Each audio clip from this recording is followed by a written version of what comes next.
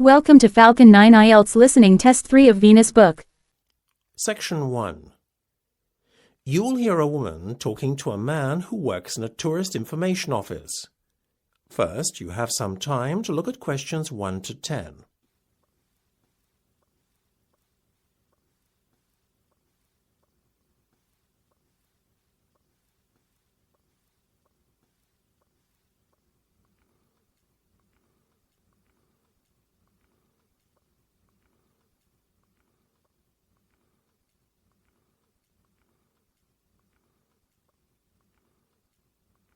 You will see that there is an example that has been done for you.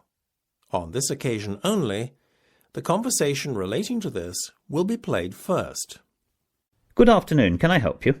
I hope so. My Portuguese friends are coming over to visit me next month and I need to find a place for them to stay that is quite central, as I live in the city centre myself and want them to be close by. Can you recommend anywhere? Yes, a few places instantly spring to mind. What about Belvedere Gardens Hotel? Despite what the name might suggest, it's right in the city centre, on Main Street, opposite Grimes Tower. The Belvedere Gardens Hotel is located opposite Grimes Tower, so you write opposite in the space provided. You should answer the questions as you listen, because you will not hear the recording a second time. Listen carefully and answer questions 1 to 6. Good afternoon, can I help you? I hope so. My Portuguese friends are coming over to visit me next month and I need to find a place for them to stay that is quite central, as I live in the city centre myself and want them to be close by. Can you recommend anywhere? Yes, a few places instantly spring to mind.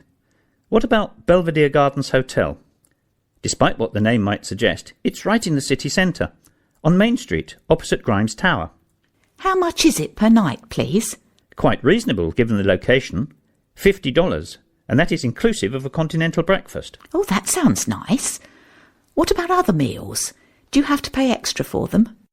Yes, unfortunately lunch and dinner are not included in the price. The hotel does have a very fine restaurant though, and I would thoroughly recommend the buffet dinner there. Customers should be seated by 7:30 in the evening when the buffet starts. I'll keep it in mind. Is there anywhere else you can think of? Certainly. The Belfield Grand is always a popular choice. It's located a little further out, though, on the south side of Edgware Common. Perhaps that's too far from the city centre. Not really. It's only a few stops on the subway. Depends on the price. Believe it or not, the Belfield is more expensive than Belvedere Gardens, $55. Oh, that's no good. Mind you, there is a $10 discount offered to customers who've booked online. There's also the fact that the price is inclusive of all meals, breakfast, lunch and dinner, served in the guest's lounge. Before listening to the rest of the conversation, you have some time to look at questions 7 to 10.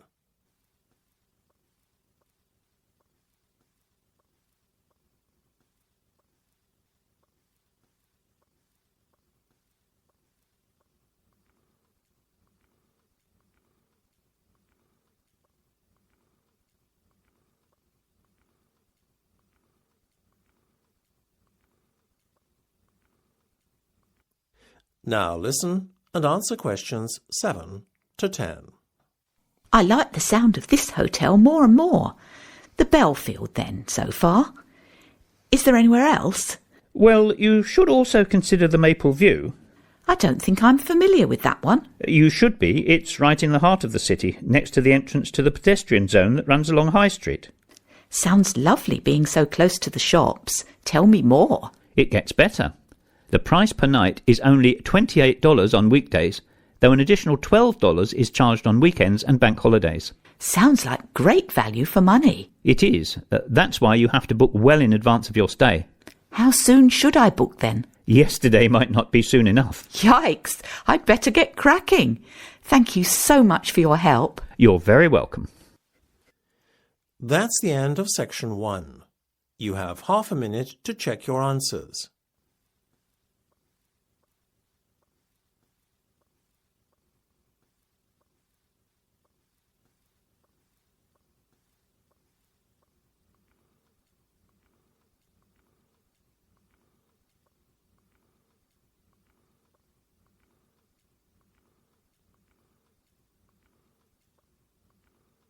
Now turn to Section 2. Section 2. You will hear a tour leader talking to some tourists. First, you will have some time to look at questions 11 to 16.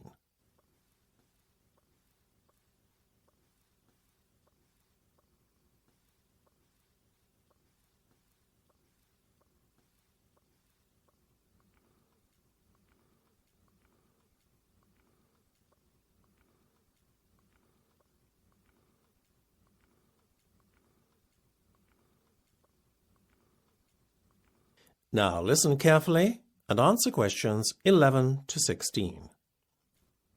OK, ladies and gentlemen, may I have your attention, please? So, here we are at King's Cross Station. We'll be leaving from here in just over an hour to catch a tube from the underground station, so you'll have a bit of time to look around. But first things first.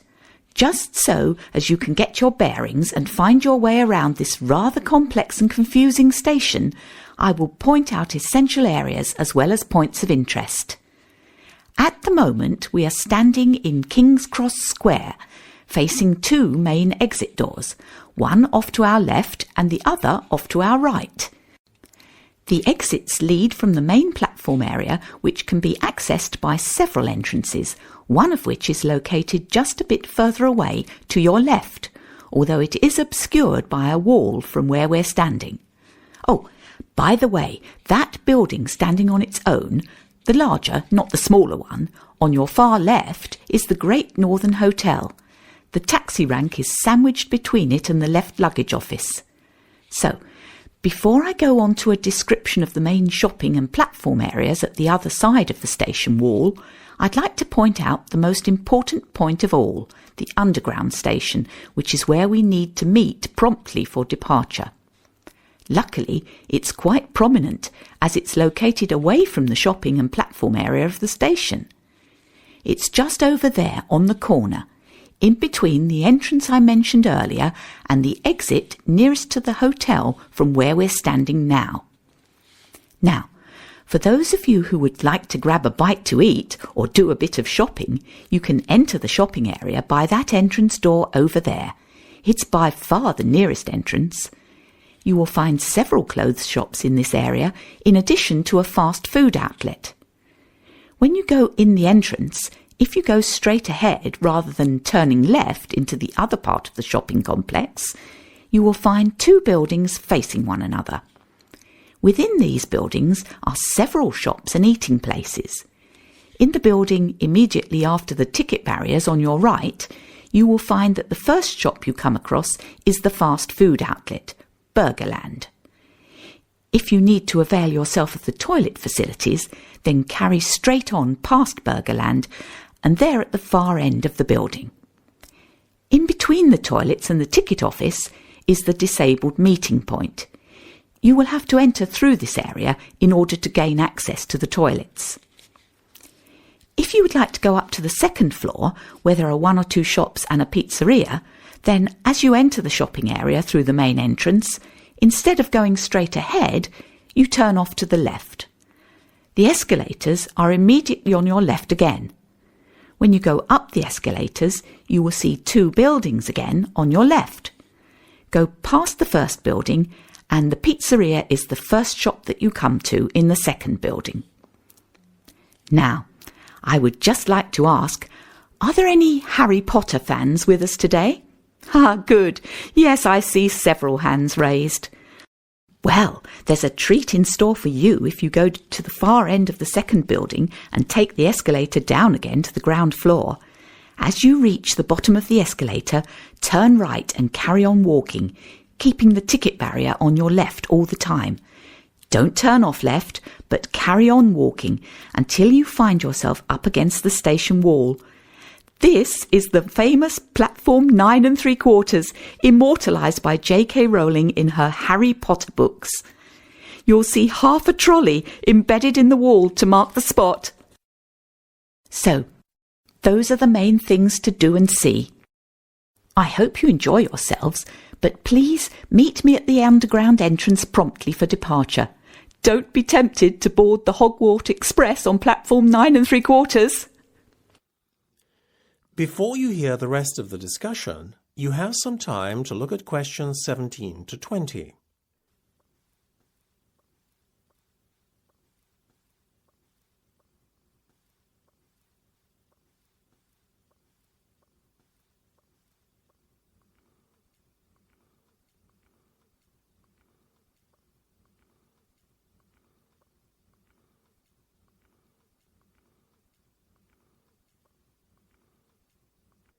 Now listen and answer questions 17 to 20. Good. Welcome back. I'm glad you were all punctual. As you know, we have a packed itinerary which will give you a taster of London's major landmarks. Before we enter the Underground, I would just like to give you some important information. Firstly, for those of you unfamiliar with the London Underground, you must retain your ticket throughout the journey, only surrendering the ticket at your final destination. This is not applicable to today's trip, but really for tomorrow, when you will be at leisure and may wish to use the Underground again.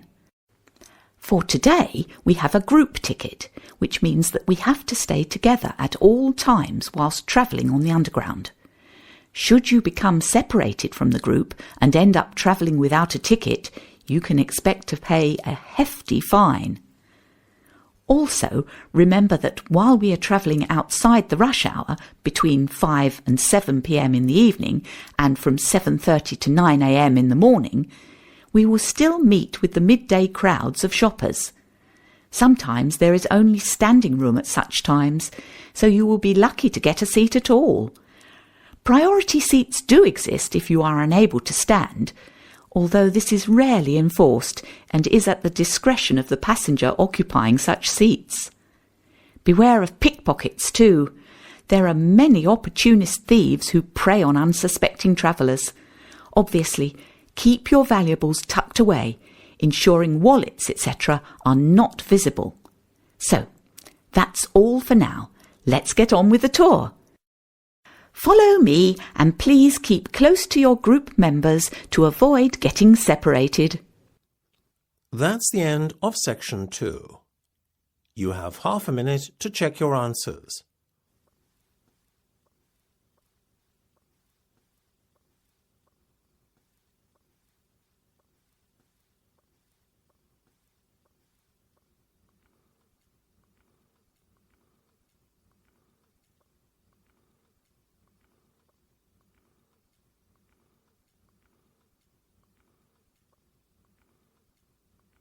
Now turn to section 3. Section 3. You will hear a discussion between Steve and Melissa about their commerce course. First, you have some time to look at questions 21 to 25.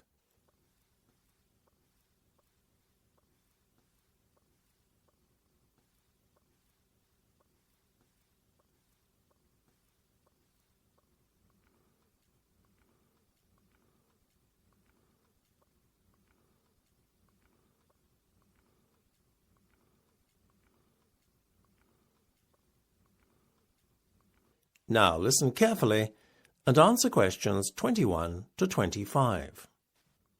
Hey, Melissa, how's it going? Great! I'm really pleased to have the exams behind me. Now I'm looking forward to a break for the summer, as I know next year is going to be unbelievably difficult, being our final year and all. You?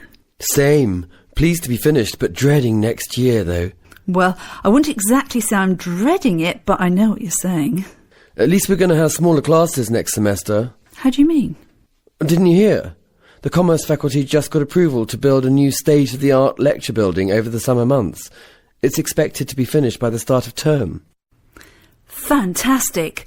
No more lecture theatres crammed with over 200 people. That'll make a pleasant change. How on earth are they paying for it, though? I thought the college was reining in its expenditure and decreasing spending.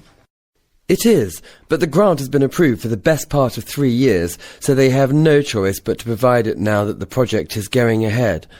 After all, those funds are supposed to have been set aside especially. So what's taken so long for the construction to start? You see, the grant only covers 30% of the cost.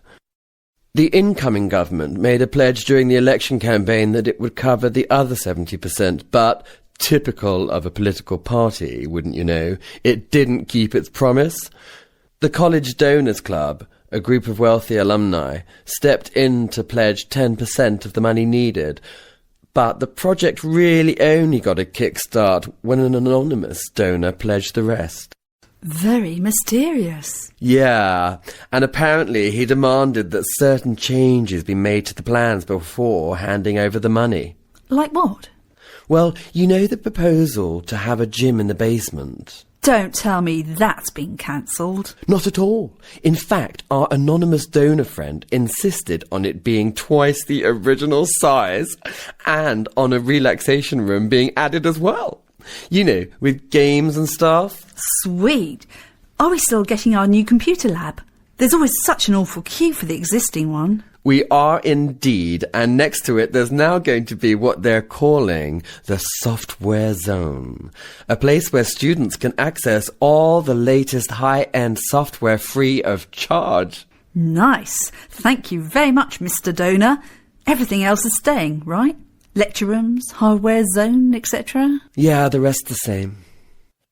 Before you hear the rest of the discussion, you have some time to look at questions 26 to 30.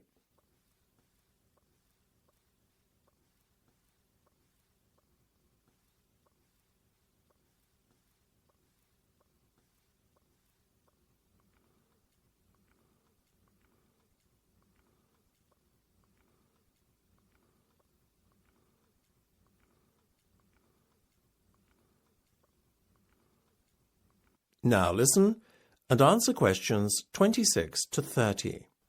By the way, on the subject of college next year, Steve, have you decided what courses you're going to choose yet? Pretty much. I want to major in marketing, so I'm focusing on the international markets and product placement modules. Will you be joining me? Well, you know I prefer human resources. That'll probably be my major. But if you twist my arm, I'll probably join you for the first one. No way on all that product placement nonsense, though. Sounds boring. Organisational behaviour is a requirement if you want to major in HR, as is managing people, so I'll definitely do both of those. Will you join me on them then? Sorry, Melissa. You know, HR is just not my thing. What about your optional modules? Do you feel like doing information systems with me? We all need to know a bit about the digital world after all. I'll get back to you. I haven't ruled out public relations either. Let's chat about it again later in the week when I've had some time to think. Cool, I'll call you, okay? Sounds like a plan. I better go now. That's the end of section 3. You have half a minute to check your answers.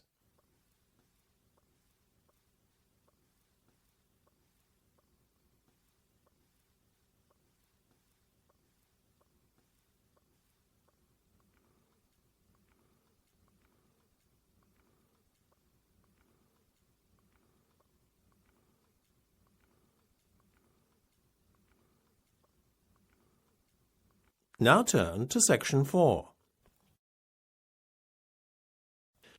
Section 4. You will hear part of a talk on some well-known personality tests and their uses. First, you have some time to look at questions 31 to 40.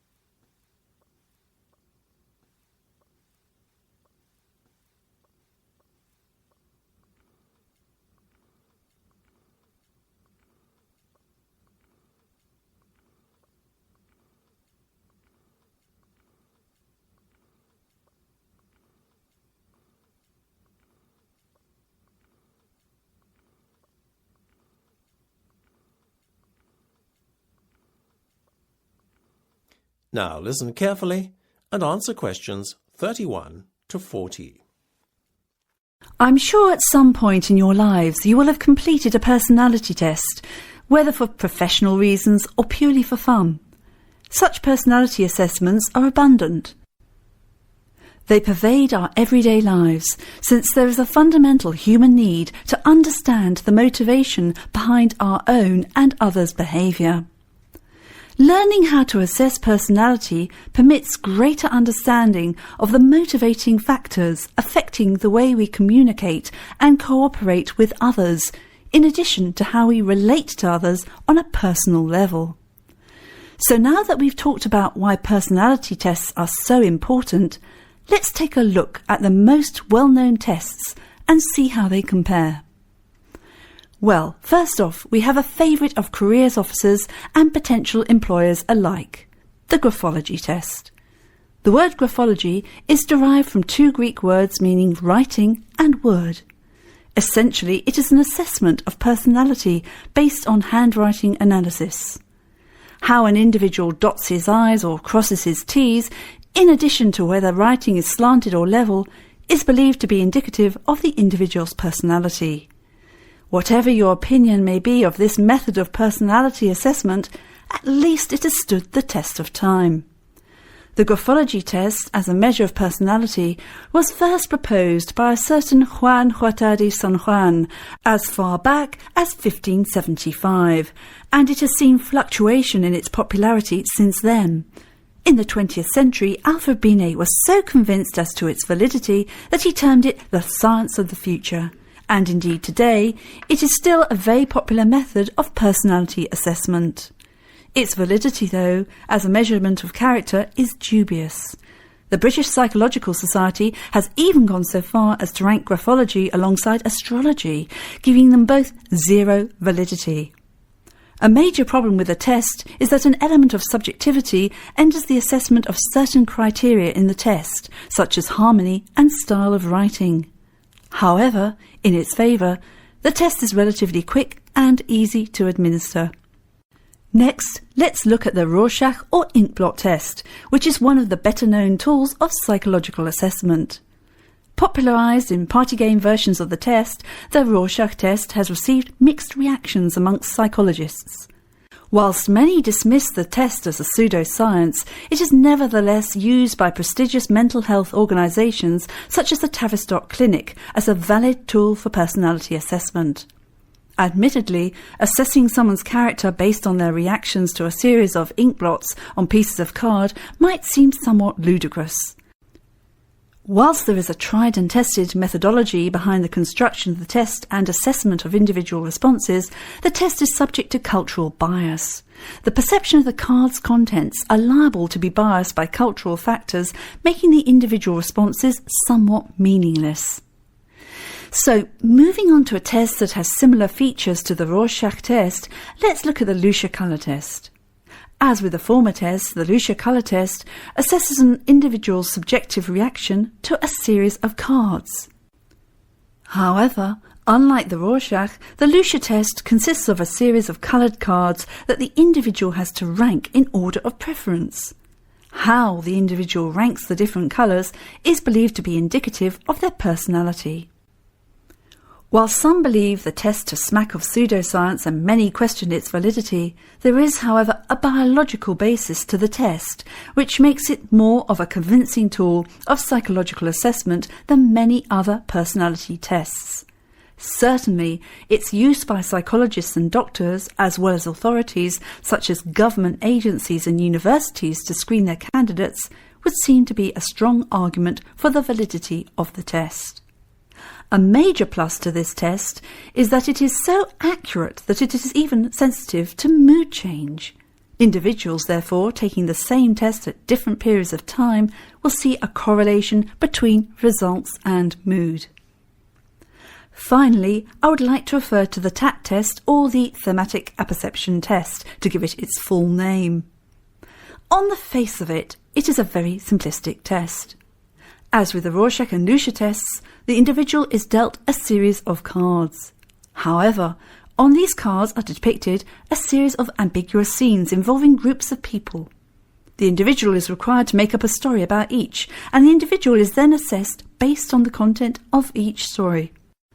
Whilst the test is quick and simple to administer, critics of the test argue that there is a lack of standardisation of the cards and scoring systems, making comparisons between individuals problematic. This, therefore, undermines the validity of the test.